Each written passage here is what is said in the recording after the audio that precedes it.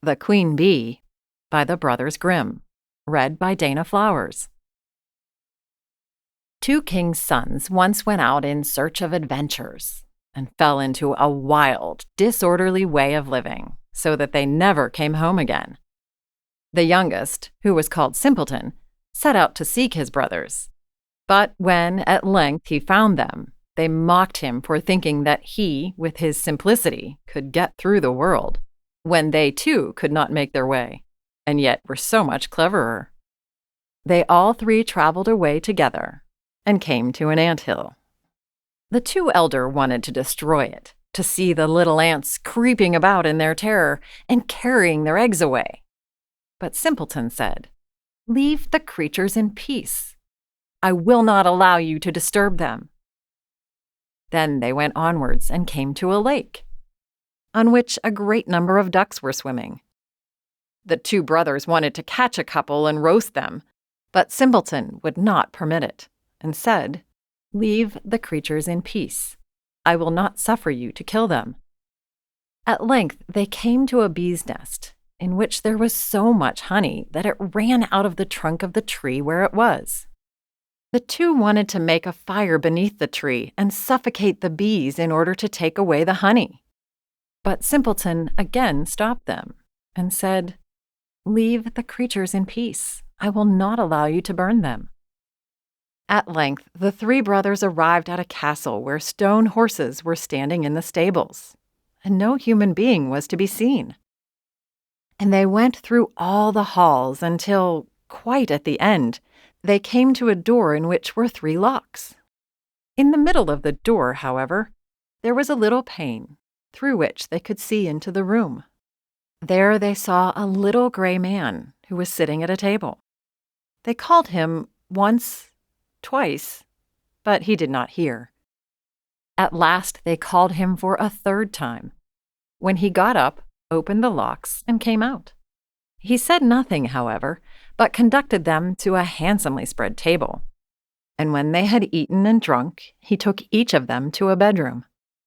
Next morning the little gray man came to the eldest, beckoned to him, and conducted him to a stone table, on which were inscribed 3 tasks, by the performance of which the castle could be delivered. The first was that in the forest, beneath the moss, lay the princess's pearls, 1,000 in number, which must be picked up, and if by sunset 1 single pearl was wanting, he who had looked for them would be turned into stone. The eldest went thither and sought the whole day, but when it came to an end, he had only found 100, and what was written on the table came to pass, and he was changed into stone. Next day, the second brother undertook the adventure. It did not, however, fare much better with him than with the eldest. He did not find more than 200 pearls, and was changed to stone. At last the turn came to Simpleton also, who sought in the moss.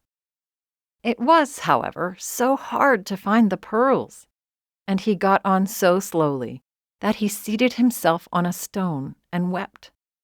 And while he was thus sitting, the king of the ants, whose life he had once saved, came with 5,000 ants, and before long the little creatures had got all the pearls together and laid them in a heap. The second task, however, was to fetch out of the lake the key of the king's daughter's bedchamber. When Simpleton came to the lake, the ducks, which he had saved, swam up to him, dived down, and brought the key out of the water. But the third task was the most difficult. From amongst the 3 sleeping daughters of the king was the youngest and dearest to be sought out. They, however, resembled each other exactly, and were only to be distinguished by their having eaten different sweetmeats before they fell asleep. The eldest a bit of sugar, the second a little syrup, and the youngest a spoonful of honey. Then the queen of the bees, which Simpleton had protected from the fire, came and tasted the lips of all 3, and at last she remained sitting on the mouth which had eaten honey, and thus the king's son recognized the right princess. Then the enchantment was at an end. Everything was released from sleep, and those who had been turned to stone received once more their natural forms. Simpleton married the youngest and sweetest princess, and after her father's death became king, and his two brothers received the two other sisters.